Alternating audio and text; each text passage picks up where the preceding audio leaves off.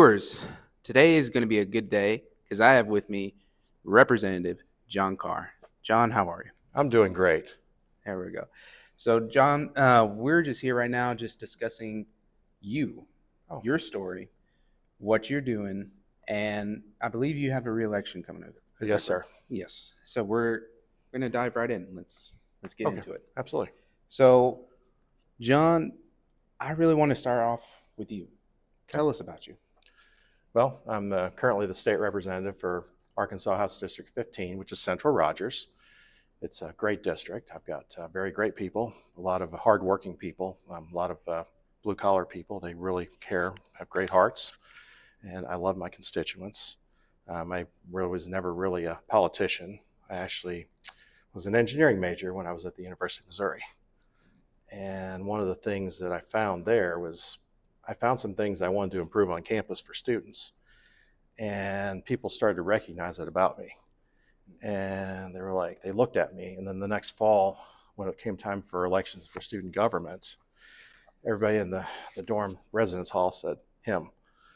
And so I was very honored. I was the only engineering major in all of student government. Because typically a lot of students in the student government, they were political science majors, journalism majors. That was really kind of a stepping stone for them. For me, really, it was about serving and taking care of the students at the university.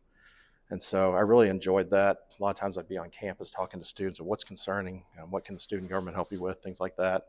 Sometimes even the president and vice president and speaker of the Senate would walk by, and just see me doing my job as a student government person. And then, it's just one of the things that later on, I moved to Northwest Arkansas and got involved in my community. And then in 2019, my predecessor, Rebecca Petty, she decided she didn't want to run for another term. And so she asked me if I would serve and would run for her seat. That was a big honor, something that I never really imagined myself doing. But I felt like I was being called. And so went ahead and ran and was elected in November 2020. So here I am, basically a person with a technology background. I've got a little bit of finance background as well and a master's of business administration. And here I am serving constituents and basically making a difference in the state of Arkansas. And John, I mean, it's pretty remarkable, really, your history. Just going Yeah. from that to being a legislator. So you're representing Rogers in Northwest Arkansas, Right. really one of the fastest growing and economically important areas in Arkansas by far. Absolutely. Shout out to Rogers. Love you guys over there. Just really talking about, a lot of questions here. What do you think outsiders misunderstand most about Northwest Arkansas?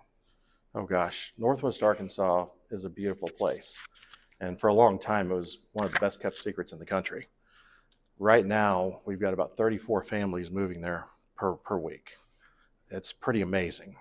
We are growing like crazy. We've got a lot of infrastructure going up, a lot of businesses. I know we need, we're working on getting more water, more highways. Just it's very much a blessing. Northwest Arkansas is also becoming the economic engine for the state of Arkansas, with just the phenomenal growth. But at the same time, though, there are things that people don't realize about Benton County, and the fact that we're still a very urban county or a very rural county. We're the largest beef producer in the state of Arkansas. A lot of people don't know that. So what's really fascinating is you've got both things going on at the same time. You've got urban and rural. Of course. And just as a side note, I'm from Northwest Arkansas, Fort Smith to be exact. And I have so much love for Northwest Arkansas, Fort Smith. If you're seeing this, shout out, love you guys. And also, I'm a little biased here, but I love at the best restaurant in Arkansas. That's just my opinion, but who knows? But that's why the show is the Steven Special podcast. So if you can sit down with every Arkansan for 5 minutes and explain one thing about how the legislator actually works that you think people misunderstand, what would it be? Oh, there's a couple of things actually. First thing is being a state representative, I have 30,000 people in my district. And so I do know a lot of people in my district personally, and those relationships are very important. Feel free to reach out to your state representative. Even if it's something where you totally agree with what the representative is going to do, write them anyway. Because what that does, that helps us say our constituents want, our constituents don't want. It's like, you guys can really help us and partners with us doing that. And also, one of the things citizens don't realize this, but when committee meetings are going on, we're in session, citizens have the right to testify on bills. So absolutely, you can come down here, you can express your voice, you can advocate for bills yourselves. And the people really do have a lot more involved with the state government than they really realize. Of course. Get involved, folks. Get involved. That's most important. And finally, before we get into the really big issues, what's the issue you're most passionate about working on right now? So right now, really more workforce development. We've got a great opportunity in front of us right now. There's an opportunity where we can take our social safety net and combine it with our workforce development, give people some great help, and get them some great jobs and some great opportunities, and really elevate the standard of living for everybody in Northwest Arkansas and the state. Of course. Wanted to dive into the meat, so to speak. Sure, sure. Want to spend this conversation talking about the one door model that you and others are working to implement here in Arkansas. You pointed to Utah as a state that implemented this approach back in the 90s and has significant success with it. So, before we get into Arkansas legislation and all the mechanics, let's start with the basic question. What exactly is the one door model? So one door is a conceptually simple model. What it does is it combines the social safety net along with workforce development. So a person can come in, they can go to one point, they can get their immediate needs taken care of. And then at the same time, they'll be able to get the training that they need to be able to get better jobs and be able to elevate their standard. And the need is pretty significant. Arkansas has a workforce participation problem, even though employers are looking for workers. So basically, here in Arkansas, we have one of the lowest workforce participation rates in the nation. We've got a situation where we've got people that want to work, and we've got employers that want people to work. We need to make sure they get the right skills, make sure they get the help they need to be able to be trained. And that's exactly what we're trying to solve. And you pointed to Utah being the model, the golden model for this for Right. decades. What can Arkansas learn from Utah? Oh gosh, Utah implemented this over 30 years ago, and they've really done that, taken their social services and taken their workforce development. They've combined it together. They've seen success. We can learn from the things that they did, the mechanics that they went through when they were trying to integrate the different departments, the different models that they use, plus the fact we have some advantages they don't have. For instance, we have better technology than did 30 years ago. A lot of technology back then was basically early Microsoft Windows computers. The internet was in its first year. Now we've got things like artificial intelligence that can help automate some of the more mundane tasks, but at the same time, though, allow us to put a human with a human more. So that's something they didn't have that we do. That really does bring us to Arkansas launch, because Arkansas has already built what sounds like part of the one door infrastructure, right? Absolutely. Launch is a great initiative. It's a website that's kind of not just a digital door, but it's a house. You've got all kinds of different things in that house for matching up skill sets with jobs and training. And it's really a great piece that's already having great success on its own, and implement it with an open door. We're going to go great places. So, what does the person experience under your vision for this? So, person comes in, they meet with a caseworker, and the caseworker understands their specific situation, what they need, what their desires are, what immediate services they need, so then they can actually focus on going and doing the training. But by bringing it all together in one place, that's actually allowing a person to actually go ahead and get everything taken care of. Because if a person has to go through Department A to go get their food stamps, their be an EBT, they have to go through, get their transportation, go get childcare. That'll wear a person out. And they want to do the training, but they're just so focused on having to get those other departments and all the redundancy that you put it in one place. Caseworker can say, okay, we're going to take care of this immediate need here. We're going to take care of your transportation, we're going to take care of your childcare. Now that allows you to go have the energy to go focus on the training, because you want to do well for your family, and we want to help you get there. And so that way you can move yourself up. Interesting. Yeah. And I'm sorry, you're working with this with other legislators, is that correct? Absolutely. It's a team effort, Yes. because the best thing about legislation is it really does happen in teams. There are people sometimes that like to go get their name in the paper and try to, basically go in the spotlight, but the true work is done as a whole team. And I'm proud to be working on this with others. And we're working together to get this right for Arkansas. So, and then you have one system. That sounds like the hardest part. Right. A lot of times, what happens is change is difficult, and as humans, we're always afraid of change. And so part of it is getting the systems to all work together because right now everything's in silos. And as I mentioned before, individuals are having to run around to individual agencies to get individual immediate needs taken care of. And so they don't have the time and the energy to go and do the workforce. So it has to work as a system. That person, that caseworker has to be able to do everything across the board to service that person. So it's definitely a different philosophy, and it's one that will work much more efficiently, just like what they're seeing in Utah. Eliminate the silos, get the efficiency. What also happens is you actually increase efficiency by doing that. You actually cut down cost. And so that's one of the things we want to do. We streamline the government, we reduce government's overhead. And also, in the long run, you also decrease the cost of these programs too, because people don't need them as much. So that's the whole point, is get them off the programs and get them working and self-sufficient and be able to feel the dignity of work. I applaud you for that. I really do. Let me play a little devil's advocate here for you. Okay. Why not just improve the existing programs individually?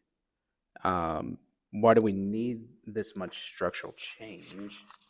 And yeah. So, well, as I mentioned before, the system, the programs by themselves are operating in isolation. They don't know what the other programs need. The person that needs help is having to try to go to each individual organization, each individual agency. And by bringing it all together, that actually allows things to run more efficiently. It allows the person to actually go and get what they need, but they'll have the energy to do their training, because otherwise, if they're exhausted from just trying to take care of the immediate needs, they're not going to have any energy to go learn a skill. They're not going to have any energy to go to class. They're not going to have any energy to do an apprenticeship. So that's a lot of it right there, is getting the skills together all in one place so the person can be in a position to succeed. One of the statistics in the research really jumped out at me. Less than 1% of Arkansans receive SNAP, are participating in the SNAP employment and training. Why is that important? That's very important because, as mentioned before, they're trying to take care of the immediate needs. And so that's exhausting of itself. And so they don't have the energy to then try to go to another agency to try to get the training they need. By bringing it together, that benefits the person because they'll be able to get the immediate need taken care of, and at the same time have the energy and have somebody help them to get the training they need to be successful where they want to go. And then there's another issue you've raised, something the system itself can make going to work more difficult because of the benefit cliff. Absolutely. That is definitely a very valid concern. What that causes, that can actually, the benefit cliff can actually disincentivize work. There's programs like the RISE program that we need to look at, which rather than just simply being a sudden cliff, it's a gradual phase down of benefits as you make more money. Because what we want people to do is be able to get off of the programs, be able to make more money, because that's one of the things about working, and feel the fulfillment of earning money. And if you do a gradual taper versus just a sudden cliff, that will actually help people to be able to do that and feel more comfortable doing that, because it's human nature that if you're afraid that you're going to make just a dollar more and lose your benefits, absolutely. But if you don't do that to them, you just gradually wind it down while their income goes up, then all of a sudden they're making great money. They're really able to support their family, and they're just achieving dreams that they never even imagined they could achieve. Interesting. All right. Well, some listeners are going to hear integration and wonder, does this mean you're eliminating these programs? What do you say to that? Absolutely not. As I mentioned before, we're going to put them together as one system so they run more efficiently. And obviously, if less people need the programs, we'll spend less money on them. We'll have less overhead for administration. So it's actually streamlining things, cutting our governments, and at the same time helping people in the way they need to be helped. And like I say, it's one system. When you get everything working together, it's amazing what happens. And why do you think Arkansas is positioned to do this now? Yes, I'm glad that you asked that. We've been working on this, building the building blocks for a very long time. In 2015, Governor Asa Hutchinson did transformation shared services. And with that, he allowed the cabinet positions to more streamline. He made those run more efficiently. As we mentioned, we've already talked about launch. There's other things that have happened, like we got the Arkansas Data Hub. We got launch, and of course, the work we've already done with the LEARNS Act. There's a lot of things that have gone with LEARNS, with the career paths that are in the schools now, and also with access. We started with the children, and we've been working on these type of things. The building blocks are there, and so now's the time to let's bring it all together into one beautiful program that will help people increase work participation, decrease dependency, and give people that empowerment and the fulfillment that they long desire to do. Beautifully said. Beautifully said. Let's make this very practical. Suppose I'm Arkansan listening right now. I'm unemployed. I have 2 kids. I need Right. childcare. I need training. I receive SNAP. Under the current system, what might happen? So with what we're proposing is you'll be able to come in and see a caseworker. Say, for instance, she may want to be a computer programmer. And so the caseworker will help her take care of the immediate needs, where she doesn't have to worry about all the running around to the staff office, running around trying to find, well, how am I going to get transportation to be able to get to my training, to get to my classes? Well, I need childcare because my children, I've got to take care of them. So the caseworker will find childcare as well. And so then she can feel relieved. Well, gosh, everything's being taken care of from that perspective. Now I can focus on my training, go get my degree, and I'll be able to be self-sufficient, be able to give my children, be able to really provide for my children, and be able to really take good care of them and potentially prepare them for college or for their career path as well. It's just an amazing story that we have here that we're working on that's really going to transform Arkansas, and the citizens are going to really benefit from it. John, I thank you for explaining all of this, really. And I'm super glad and thankful because this is a podcast. This is going to go out, but I'm very glad and grateful that you're telling me all this. Yeah. Thank you so much for that. You betcha. And lastly here, how will you know whether one door actually works? So one of the things, I have a business and an information technology background, and what we're going to do is we're going to measure it. So there's several things we can measure. We can measure how much are we able to reduce the spending on the programs. We can measure placement rates for people that are going through the program, how successful they are. We can measure income appreciation. We can't directly measure it. We can see in the communities just fulfillment. You can see how people are feeling, how they're doing with their children, how they're doing with their families. You can always follow up with caseworkers to say, how's it doing? How's the job going along? Oh, great. Things are so much better. Thank you for helping me get to this place, and I'm just so thankful. And what may also happen is some people may pay it forward with others. There may be more generosity and other private donations. It's just amazing, but we definitely for sure can measure it. Of course. Well, Representative John, thank you so much for giving me this time. Super grateful. And viewers, I've started doing my endorsements already. This man right here, I fully endorse. Thank you. Thank you so much. And yes, November, go out and vote. It does matter. Elections do matter more than anything in this world. Your vote matters. Vote for this man right here. I fully endorse him. Fully endorse him. But John, thank you so much for this time. Thank you. It's been a pleasure. Thank you.